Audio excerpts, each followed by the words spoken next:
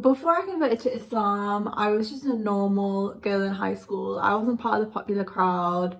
A lot of people actually didn't know who I was. I wasn't good at sport or anything like this. I was literally just a normal girl in high school who not many people know. I had a few friends, but that was about it. I just wasn't known by a lot of people. I told a few people that I converted to Islam, but there wasn't a big reaction. Like, obviously, because not a lot of people knew me, people weren't talking about it, this sort of thing. So I kind of just converted to Islam privately, and then things kind of changed. So one day, I think it was in year 10, so that is the school year in the British school system where you are 14 to 15. I was 14 years old. I remember it was Valentine's Day, and I just decided, okay, today is going to be the day where I wear hijab. Like, I'm going to wear hijab today.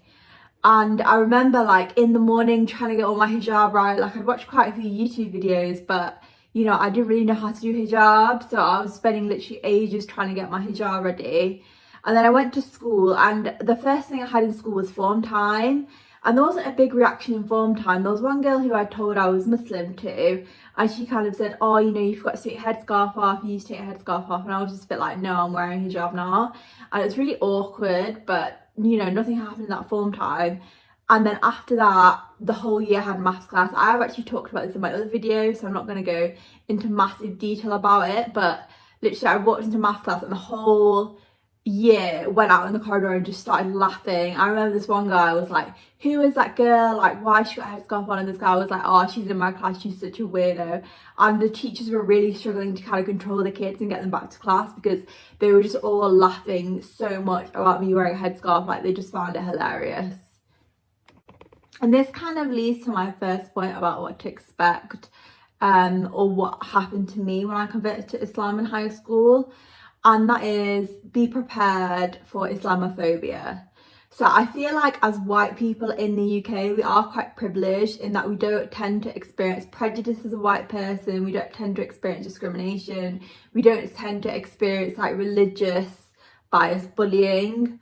Whereas when you convert to Islam, like, you start to experience Islamophobia, and that is a very hard thing to experience. Like, you're going to be asked a lot of passive aggressive questions like, aren't you hot in that? Is your mum a terrorist? Are you a terrorist? These sorts of things. And these are actually questions that I was actually asked by people, you know, that ask you, why do Muslims kill people? And kind of people will constantly bring up your religion in conversation. Like, it's not in a nice way as well. Like, they'll ask you questions, but they'll be kind of with a negative turn. So just prepare for the fact that you are going to experience Islamophobia. You know, I had my hijab pulled off twice. I had people call the police saying that I was a terrorist.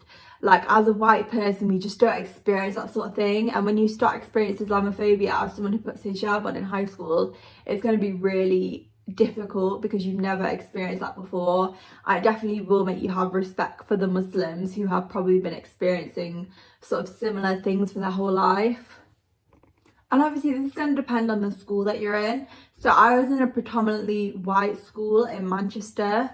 And I do think there were quite a lot of prejudice attitudes at that school. It was quite an Islamophobic school. So if you're in a school where there's more Muslims, or there's less kind of Islamophobia within the school, your experience will be different. This is my experience, and I think even in most schools where it's kind of predominantly white, you will experience some form of Islamophobia, even if it's not to the extent that I did. Then this leads into my second point about converting to Islam, which is you will be treated like a circus freak, and you'll be asked a lot of questions, you know, like, why do you convert to Islam? What do Muslims think of LGBT people? How can you believe in God? There's no God. These sorts of questions, you'll be asked a lot of questions, and they're not necessarily coming from like a nice place. They're questions where they want you to question yourself.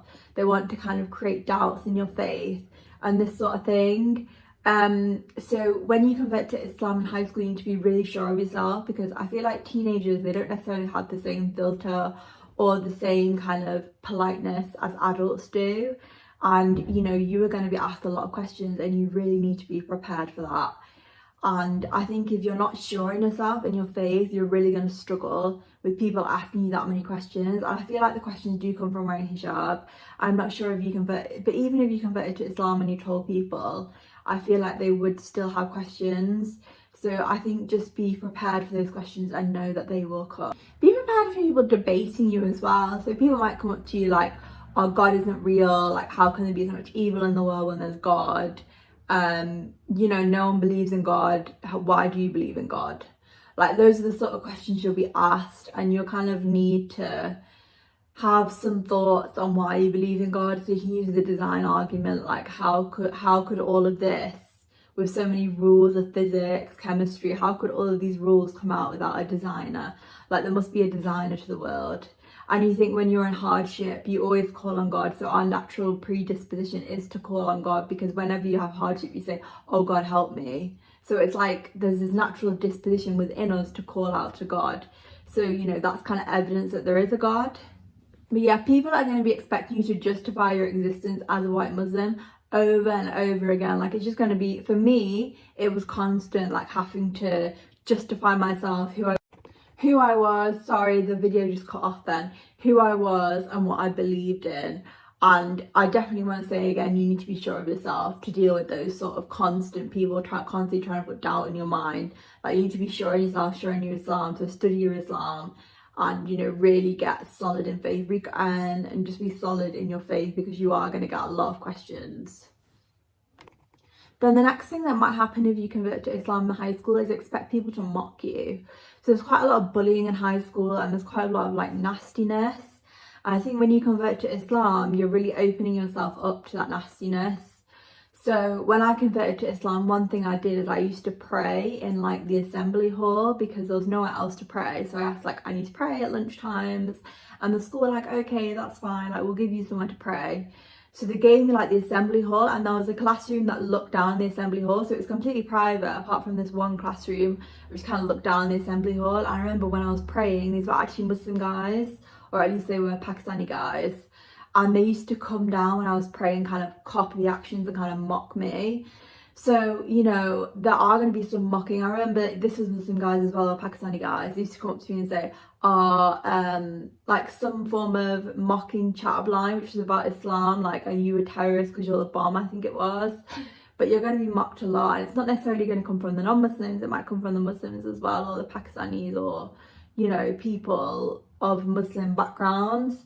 So just be prepared that you will be mocked, and you know that's just going to have to be something that you're going to have to work through to, you know, keep in Islam and stuff. You're just going to have to work through the mocking and this sort of thing. That's all I can think of now in regards to my experience of converting to Islam in high school.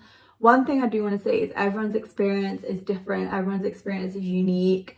And I think my one's very specific to growing up or being in a school that's predominantly white, and kind of my experiences of being in a school that's predominantly white. So yeah, I hope it was helpful. If you have converted to Islam in high school and you're maybe thinking of wearing hijab, or if you're you know, thinking of converting to Islam in high school, I do hope it's been helpful to you. And you know, if you've not converted to Islam in high school, I hope you have some reflections on this video and kind of maybe the struggles that young people who converted to Islam experience in high school. So yeah, I hope it's been helpful. If you have any questions or anything like that, please leave them in the comments and I'll do my best to get back to you. So yeah, thanks for watching.